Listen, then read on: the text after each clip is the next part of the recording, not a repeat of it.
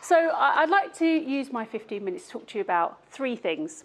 First thing, I'm going to ask you a question and tell you a little bit about why I think that question is so important. Secondly, I'm going to tell you a little bit about me and my story and why I come to be here in this room asking you that question.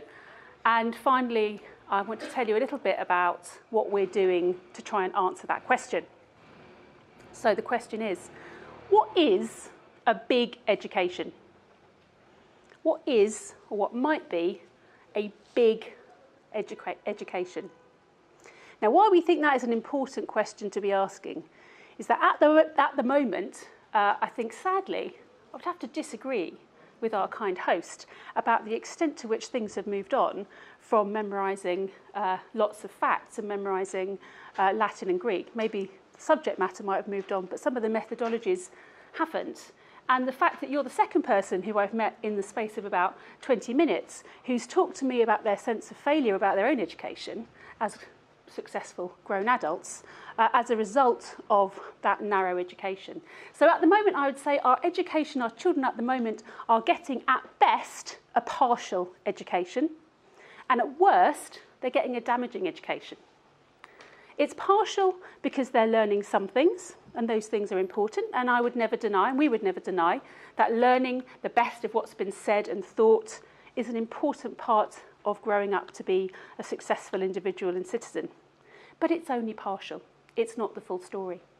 So there is the emphasis, and we would argue the gross overemphasis on acquiring knowledge and that being tested through formal examinations and qualifications as the sole marker of success within our education system has multiple perverse implications.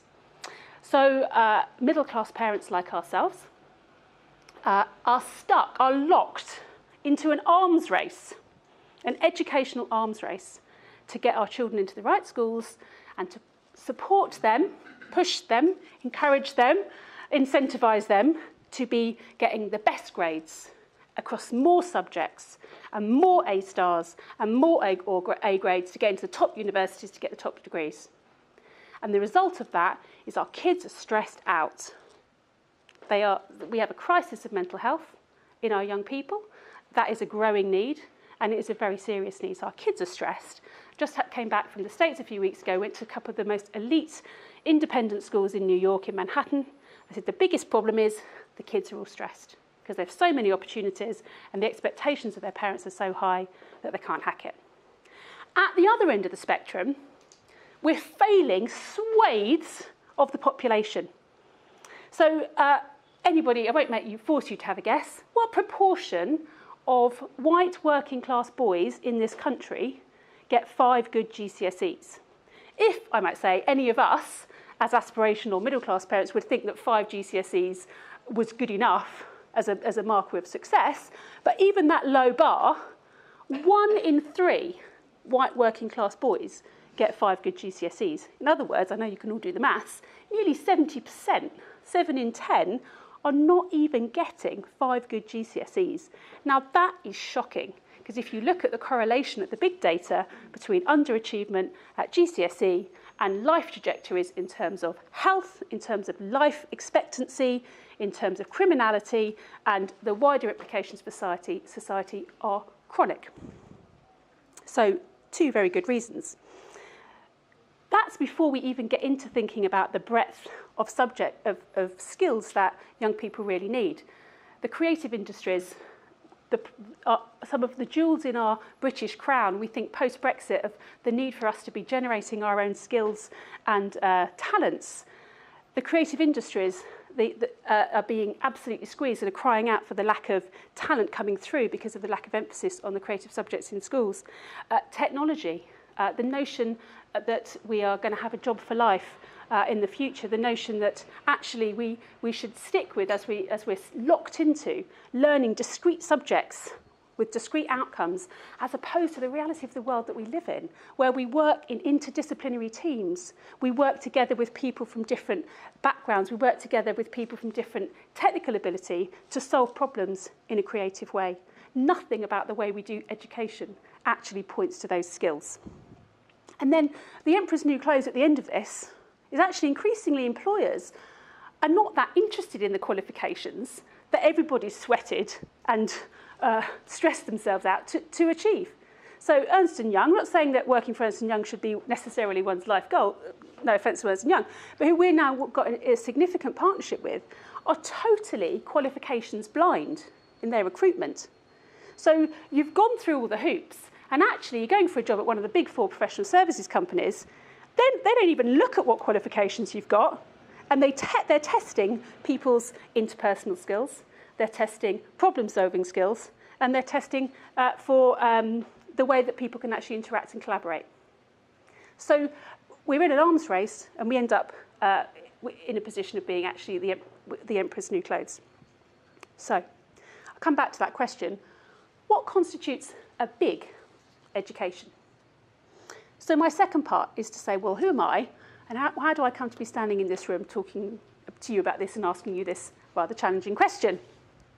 Well, I guess I was somebody who was successful in the traditional metrics. I went to a selective girls' school, state school, went to LSE, got a top degree in philosophy, and graduated just before the turn of the millennium.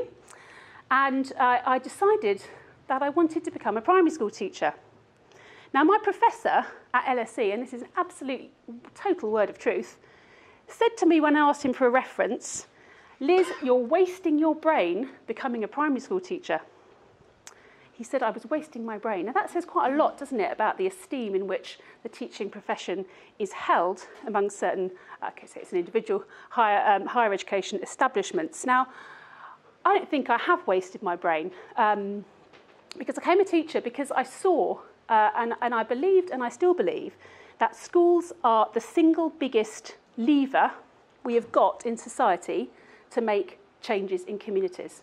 I think they're the best chance we've got. And I say that for a number of reasons, partly because they're a universal service, they're a statutory service, and everyone has to go. And as long as they turn up, we have them there for 190 days a year, and that's a lot. And in a primary school, we have them for 7 years, and in a secondary school, you have them for 5 or potentially 7 years. You can do a lot in that time, and we can have a real, if we do it well, it can be transformational for individuals and indeed their communities. So that's why I did it, and I don't think that's a waste. So I became a head very quickly. I was a teacher for just over 5 years before I took on a headship of a school called Surrey Square. And Surrey Square is just off the Old Kent Road, which the Monopoly fans in the room will tell us is what colour? The brown square. So what do we know about the brown square? It's cheap and nobody wants it. Surrey Square and the Old Kent Road is pretty much still like that. Some bits of Monopoly board have changed quite a lot since its inception, but the Old Kent Road is pretty tough. And when I joined Surrey Square, it was, well, the community that it serves is almost exclusively non-white, so it's about 95% ethnic minority background families, and those families come from everywhere, and that population changes, but very significant West African community. We have families from literally all over the world in our community, but what unites them is that they live in one of the most challenging and depressing and dangerous parts of not only London, but the UK and indeed Europe. It's on the Aylesbury estate, which any Channel 4 watchers, there's one of the idents between programmes where they span around those awful block of flats, and it makes the 4. That is literally filmed outside Surrey Square. And I'm now digressing, but community residents actually made an alternative film showing exactly the same camera span with a lot of positive community activities going on, and asked Channel 4 to use that instead, which they have declined to do. So, but you'll get some sense of the challenges in the community. And standing here in a room like this, it's hard to really express the difference in life experience of people who live there. Some of the things that would immediately spring to mind, but there's serious issues with community safety. We've lost several pupils to knife crime. We had to close the school down a few months ago because there was a shooting directly outside the school when the students were in the building. And that's before we talk about, frankly, the astonishing levels of abject poverty, overcrowding. We have families who we know where people are working as sex workers. We have families where we know there's criminality and they are sofa surfing and involved with gangs and everything else, every other social challenge that you can imagine. So when I first started there, the school was, I can only say, horrible. Everything about it was horrible. It stank of smoke, partly because the teachers' main preoccupation seemed to be smoking, and that was the whole building stank of smoke. But it stank of low expectations and an attitude at that time. Estelle Morris, one time Minister for Schools, talked about, Secretary of State, I should say, talked about bog standard comprehensive, and it was a bog standard inner city school that nobody really cared about. And I guess my particular story I wanted to share about that was very early on in my headship, the behaviour in the school was absolutely shocking, and that applied both to adults and to children. A boy was brought into my office, and it was sort of like this. Now, couldn't literally be because I had to sort of sack the member of staff, but it sort of felt like, sort of chucked this child into my office, a teaching assistant, and she said, "This child doesn't know how to behave." And it was genuinely one of those moments when I thought, it was a light bulb moment, and I thought two things. Firstly, I thought, no, but nor do you, because that's not how we're going to speak to or about children anymore in this building. That was one thing. And secondly, I thought, no, you're absolutely right. He doesn't know how to behave, because he doesn't know how to behave. He's come from an absolutely chaotic family in a chaotic community. He doesn't know how to behave. He hasn't been taught. So her expectation of me was that I punished him, I criticised him, and I judged him for not knowing how to behave, as opposed to us as an establishment focused on teaching and learning, that we might go about systematically teaching him how to behave.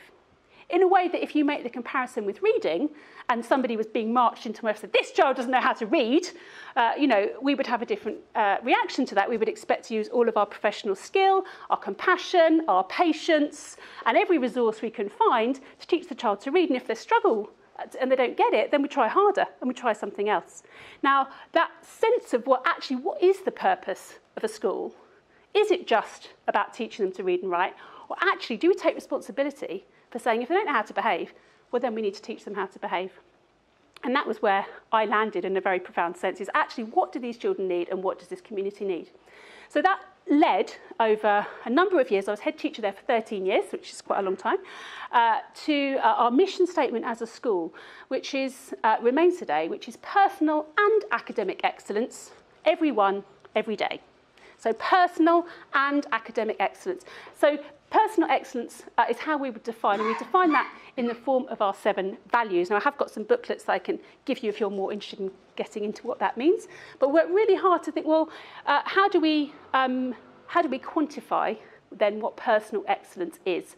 And as I say, we've used our values and gone quite a long way down, developing a full programme of teaching around those values, and broken down into what does responsibility look like in a systematic way of teaching.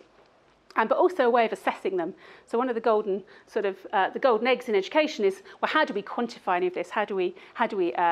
What's the metrics around capturing progress, and how do we measure success in those things? So we've done quite a lot of work in that area. So personal and academic excellence was really very significant, partly because we would say personal excellence comes first. In order to be successful, you've got to get that first. But it's also an end in itself. So lastly, I said, so what are we trying to do to answer that question? I was very proud of the work we did at Surrey Square, and we Ofsted say we're outstanding, and our pure academic results are in top 10% of schools nationally, regardless of background, which is quite an extraordinary feat. And that's great for those 500 schools and their those 500 children and their families. There are 24,000 schools in the UK, and we have chronic and systematic problems and barriers to more schools behaving in that way and taking that kind of stance around what a big education might be. So we've managed to find, and we referenced School 21. School 21 is another outlier school, a bit like Surrey Square, where they have shown a full commitment to a broad education. So we've brought our schools together. We've got 3 schools now, including an IB school, a state school, which we started 3 years ago, to form Big Education. And our mission is to inspire, provoke, and encourage more people, both within the education sector and without, to ask themselves that question of what is a big education and how might we go about making that a reality. Now, our overarching answer to that is that we believe in a tripartite education of the head, the heart, and the hand. So when I referenced earlier the partial nature of most of the education we get, most students get a bit of the head bit. They don't actually get a full part of the head, because actually there's more to academic and intellectual endeavour than just memorising facts. There's critical literacy and engagement and discourse, which there's very little of. But in terms of the heart, our well-being, how do we develop relationships, how do we learn to communicate, how do we connect with people, how do we manage our own well-being, there's not much of that happening. And in terms of the hand, how do we learn to do things? How do we learn to make things? How do we learn to problem solve? Where's design thinking? And some of these tools in industry across the piece in other organisations are just de rigueur that we use those tools. How are we teaching young people those 21st century skills that they really need? So we believe in an education of the head, the heart and the hand, and we have brought our capacity together as organisations to think about how we can inspire more people to be doing this kind of work. So we've built already some programmes, and we're working on a number of others. We're very interested in leadership, so how do we support more leaders to have the kind of courage and irreverence is the word, to be challenging the status quo about the exam factory and the same old metrics. How do we, when schools are under the cosh, as they are both financially and in accountability terms through Ofsted, how do we support those people to be making bolder decisions about what they want their schools to be like? So that's a little bit about our journey, and I will be delighted to answer more questions about what we're doing, and thank you very much.